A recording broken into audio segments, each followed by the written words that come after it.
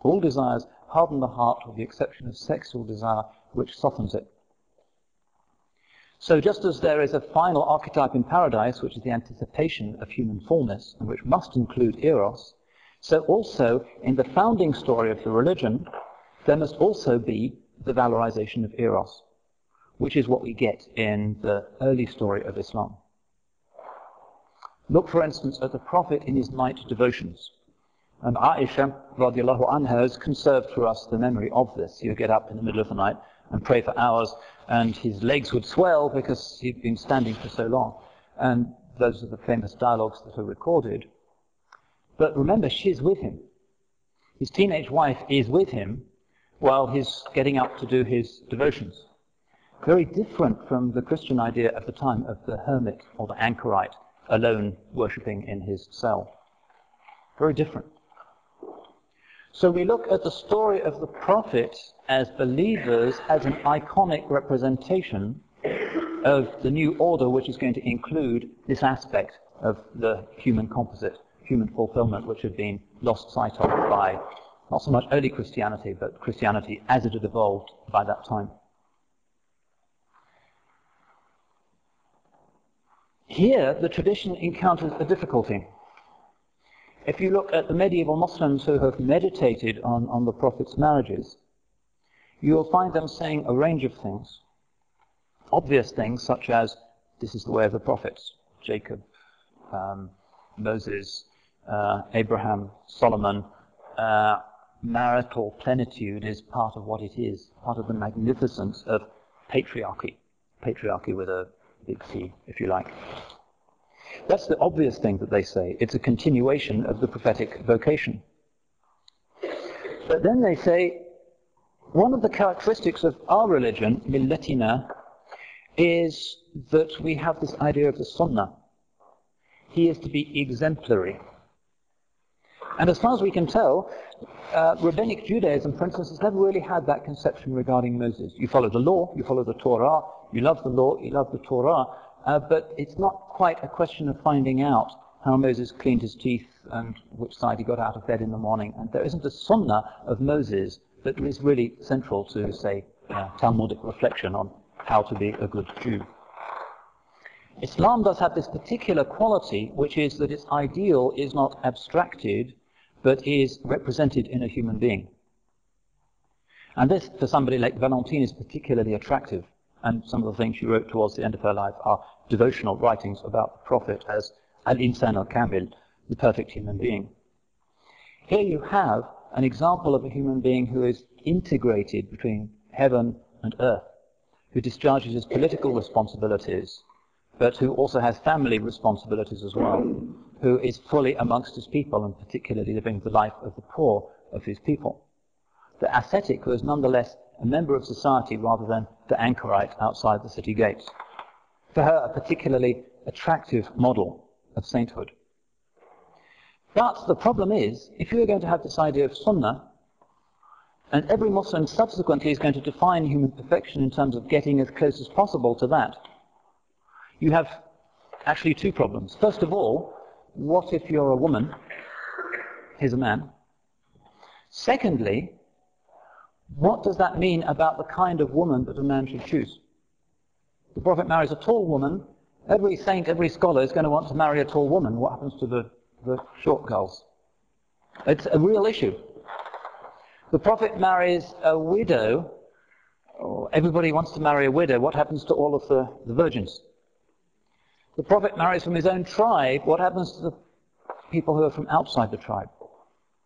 And so people like Shatibi and others will reflect on this and will say, this is part of the hikmah, part of the divine wisdom in which the prophets are given a plurality of wives. That's the way in which they see things. Modern scholars would want to add to that by saying that as well as necessarily representing that there can be a perfection of female types, there is also a political dimension that can never be separated from the Prophet's career because it's a thoroughly political story as well as what in the West would be called a religious story.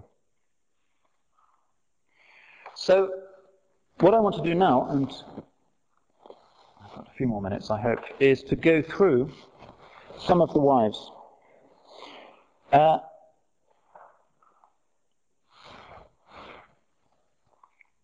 remember that the religion already in the Quran and some of the hadith has set up its ideals of perfection. And it does not say there is a single model of female perfection. كَمُلَ مِنَ النِّسَاءِ أَرْبَعٍ. 4 women have become perfect, according to a hadith. Again, in contrast with Christianity, who is the perfect woman? The Virgin Mary. St. Ambrose says, alone of all her sex, she pleased the Lord. In Islam, she's one of those 4 perfect women, but there are others as well. And the hadith go on to explain the significance of this. One of the women is the Virgin Mary, who becomes the example of the detached worshipper. That's what she does, worshipping in the temple. And the one who is vindicated when she is slandered. The patriarchs slander her, she turns out to be vindicated by God. If you're coming to this evening's lecture, I'll talk about that in more detail then. But there are other figures. Khadija. Who is Khadija? Khadija bint Khuwaylid. We know that she was his first wife, sallallahu alaihi wasallam. Establishes some interesting precedents. She's 40, he's 25. She makes the approach. She's the one with the money, and he becomes her employee. From that time on, and modern apologetics in particular will focus on this, it never becomes quite possible to say that women can't be employers, women can't run businesses, women can't be older than their husbands. 3 classic patriarchal assumptions, because that's the woman that was married to the Holy Prophet before all of the others. That's important as the kind of elder woman, and also as the mother, because one of the things about the seerah, about the Prophet's biography, that are less easy to understand and to interpret is that he has, some will say 11 wives, some will say 13, there's actually no consensus on how many it was, that he only has 4 daughters and 2 or 3 sons. What does that mean? We don't really know, but the 4 daughters are the ones who we know about and celebrate, and the sons die when they're just babies. All 4 daughters come from Khadija. Another thing that they say, don't despair if you are given daughter after daughter after daughter, because you've got a good precedent for that. Characteristic feature of pre-modern cultures is that people prefer sons over daughters. That's why when you legalize scans in Indian hospitals, immediately 90% of the abortions are carried out on female fetuses. In many cultures there is a prejudice. And he says anybody who's given 3 daughters and brings them up well and educates them will be resurrected on the day of judgment as close to me as that. There are specific hadith that say, don't worry about having daughters. So even in his daughters, never mind his wives, we have this interesting phenomenon. Inna shani'aka huwal abtar, one of the first criticisms made of him by the pagan patriarchs in Mecca, is that he's abtar. He has no progeny, he's only got daughters. But the Ahl al-Bayt, the most respected family in all human history, come through Fatima, not through his son, in the classic ancient monarchic ideas it would have to be a son, but through Fatima. Fatima al-Zahra, radiallahu anha. Also, in terms of the ancient and the early medieval world, an unusual kind of thing. So we go through the wives and we see that there are these ideal types that are in the Quran, and I should have mentioned also Asiya bint Muzahim, who's not a biblical character but is indicated in the Quran and is fleshed out a little bit in the Hadith.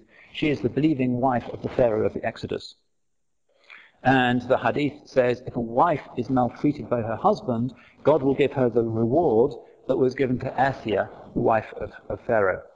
So she's the model of the maltreated, beaten bride.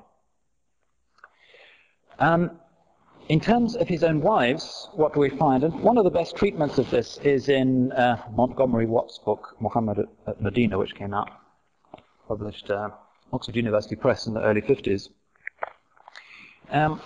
Montgomery Watt's preoccupation is with trying to figure out why he married these women in terms of the political and tribal context. So he gives a list of the political alliances that were made. But he also points out that some of them were clearly done for humanitarian reasons. in that world, one of the honorable things